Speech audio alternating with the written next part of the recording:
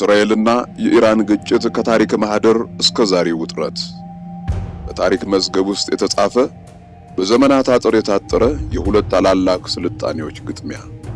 እስራኤልና ኢራን ስማቸው ሲጠራ ምናባችንን የሚወሩት ጥንታዊ ትዝታዎች ብቻ አይደሉም።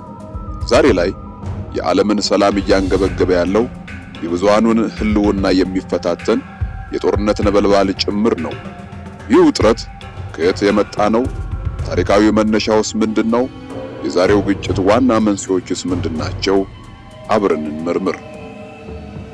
የእስራኤልና የኢራን ግንኙነት ከዛሬው ፍጥጫ እጅግ የተለየ ታሪክ ነበረው።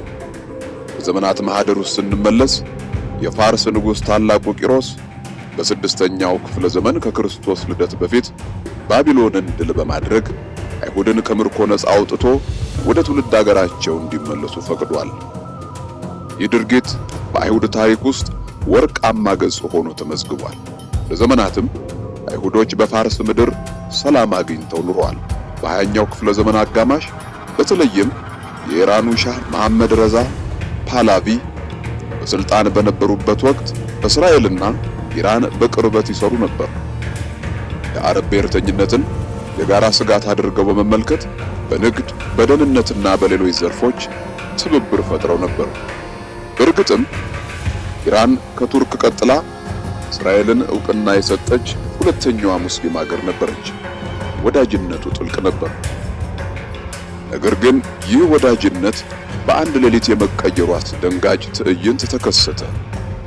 እንደ አውሮፓውያን አቆጣጠር በ1979 የተካሄደው የኢራን እስላማዊ አብዮት የመካከለኛው ምስራቅን ካርታ ብቻ ሳይሆን የእስራኤልንና የኢራንን ግንኙነት ሙሉ በሙሉ ገልብጦታል።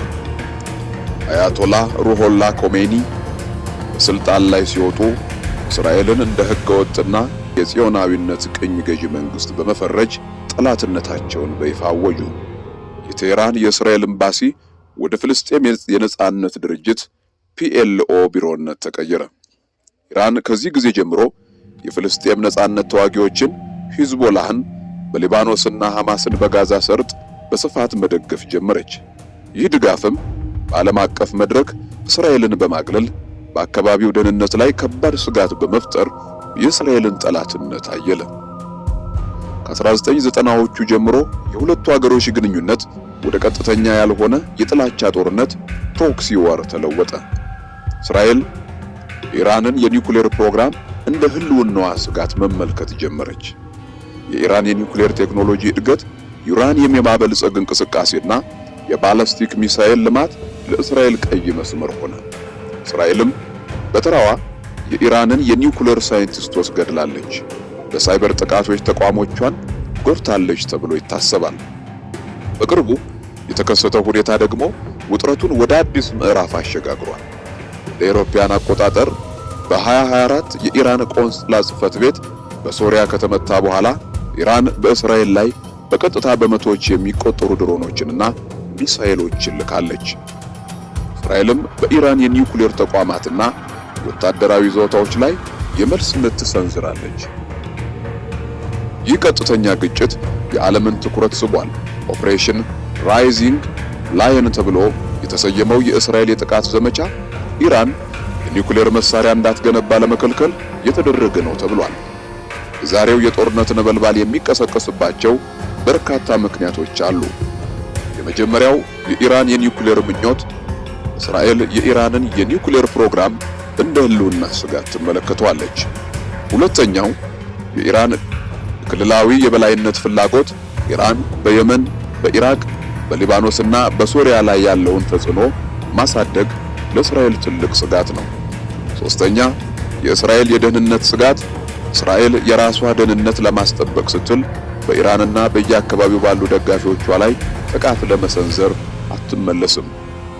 አራተኛ የአሜሪካና የአውሮፓ ሀገራት በግጭቱ ውስጥ ያላቸው ሚና የተወሳሰበ ሲሆን የሁለቱን ሀገሮች ድርጊት የመቆጣጠር አቅማቸው ውስን ነው።